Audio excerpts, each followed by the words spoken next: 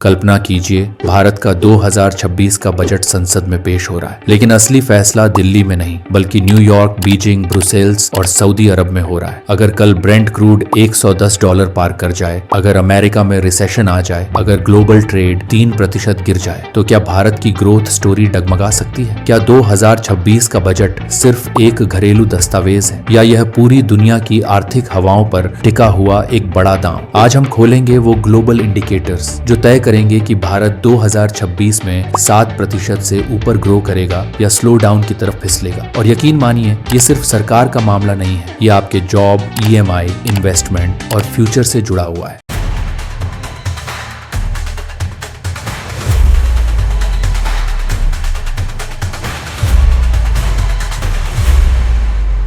भारत आज दुनिया की सबसे तेजी से बढ़ती बड़ी अर्थव्यवस्था है, लेकिन सच्चाई यह है, हम पूरी तरह इंसुलेटेड नहीं हैं। ग्लोबल इन्फ्लेशन, जियोपॉलिटिकल टेंशंस और रेड सी शिपिंग डिसरप्शंस, ये सब हेडलाइंस नहीं है, ये बजट वेरिएबल्स हैं। भारत अपनी एनर्जी का लगभग 85% क्रूड ऑयल इंपोर्ट करता है। हम ग्लोबल ट्रेड पर निर्भर हैं। हमारी एक्सपोर्ट्स, IIT सर्विसेज, फार्मा और इंजीनियरिंग गुड्स सब ग्लोबल डिमांड पर टिके हैं। तो सवाल ये है, अगर दुनिया की ग्रोथ 3% से गिरकर 2% पर आ जाए, तो क्या भारत 8% का सपना देख सकता है? यही है ग्लोबल टाइट रोप, एक संतुलन जहां एक गलत कदम फिस्कल डेफिसिट बढ़ा सकता है। लेकिन असली खेल अभी शुरू हुआ है। भारत सर्विसेज एक्सपोर्ट में ग्लोबल पावर हाउस बन चुका है, लेकिन अगर US और यूरोप रिसेशन में चले जाएं, IT कॉन्ट्रैक्ट स्लो हो सकते हैं, मैन्युफैक्चरिंग ऑर्डर्स घट सकते हैं। और यहाँ एक ट्रिकी सवाल, क्या make in India global slow down में भी टिक पाएगा? WTO के trade projections, China US tensions और मिडिल ईस्ट कॉन्फ्लिक्ट्स,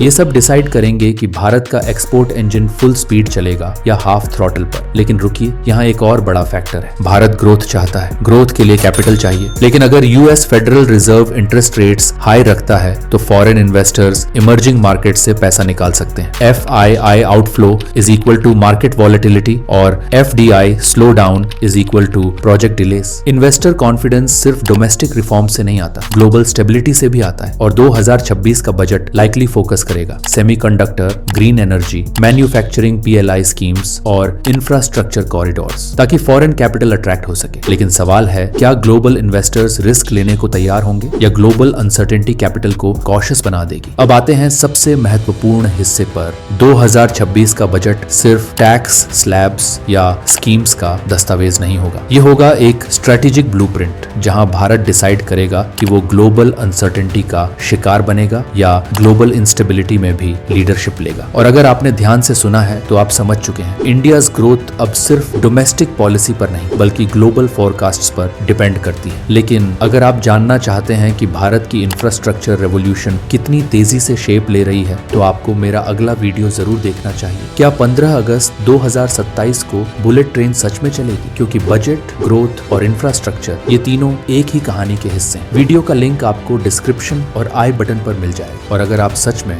भारत का भविष्य समझना चाहते हैं, तो लाइक, शेयर और सब्सक्राइब जरूर करें, क्योंकि यहाँ हम सिर्फ खबर नहीं बताते, भारत का फ्यूचर डिकोड करते हैं।